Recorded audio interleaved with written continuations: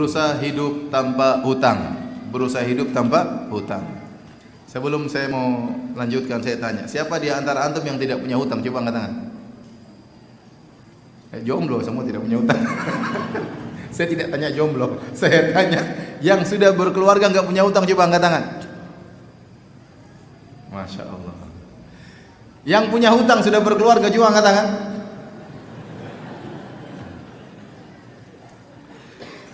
Hadirin hadirat Allah Subhanahu wa taala.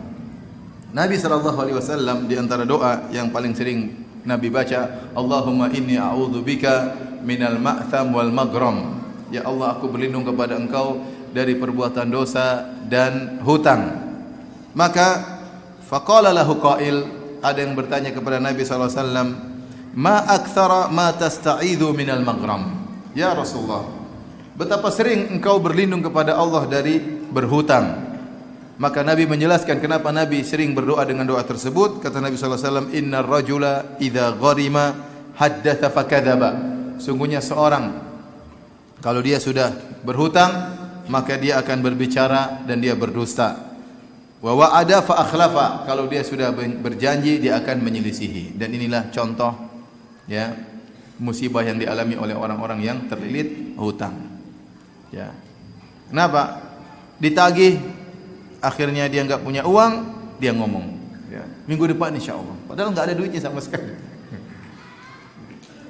Ya, besok, nanti malam, enggak ada duitnya.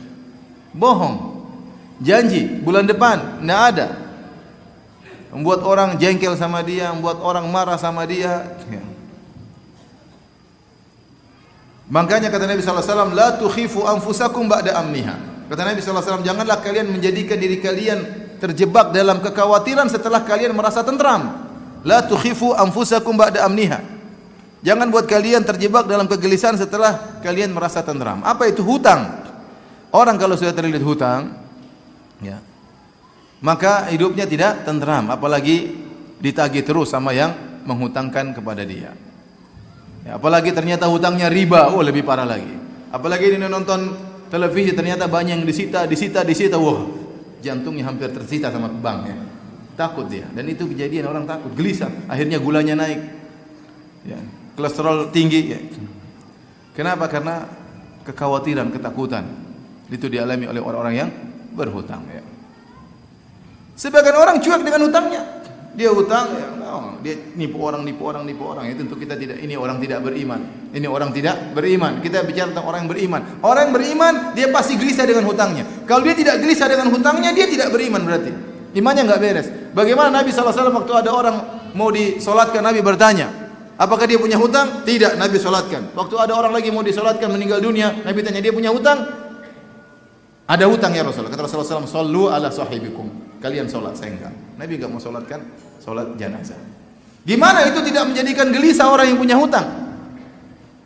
Kalau antum punya hutang banyak, antum hutang sana, hutang sini, antum tidak gelisah, berarti antum masalah iman antum. Antum tidak peduli dengan akhirat antum. Orang yang peduli dengan akhiratnya, dia pasti gelisah dengan hutang yang terlilit pada dirinya. Karena ini hak orang, akan dimintai pertanggungjawaban pada hari kiamat kelak. Nabi pernah tidak mau solatkan orang yang tidak bayar hutang. Ya. Jadi hidup ini kalau tidak punya utang, tentram. Pedagang yang tidak punya utang, tentram. Saya punya kawan pedagang, ada yang punya hutang, ada yang enggak punya hutang. Yang punya hutang, gelisah dia. Ya, mungkin dia punya proyek ini, ada kegelisahan karena suatu-waktu ditagih oleh ya orang-orang tersebut yang menghutangkan pada dirinya. Ada teman saya, proyeknya kecil-kecil, tapi dia enggak punya hutang. Alhamdulillah Ustaz, saya enggak punya hutang. Alhamdulillah. Ya, ada tagihan tapi sedikit karena memang prosesnya demikian. Tapi utang di sini, bank sana enggak ada. Hidupnya lebih tentram, dia bisa mengontrol dirinya, dia bisa mengatur dirinya, mengatur proyeknya. Karenanya sebagaimana saya ingatkan semalam, saya ingatkan lagi kepada ibu-ibu jangan suka menjebak para suami untuk apa? Berhutang. Ya, hiduplah dengan kemampuan yang Allah berikan kepada kita. Jangan terlalu berangan-angan tinggi, pingin ini, pingin ini, akhirnya suami dipaksa untuk apa? Berhutang sana sini. Kasihan, ya. Hidup dalam hutang ya tidak nyaman ya. Seorang terkadang hidupnya sederhana tapi tanpa hutang dia bisa tidur dengan nyaman.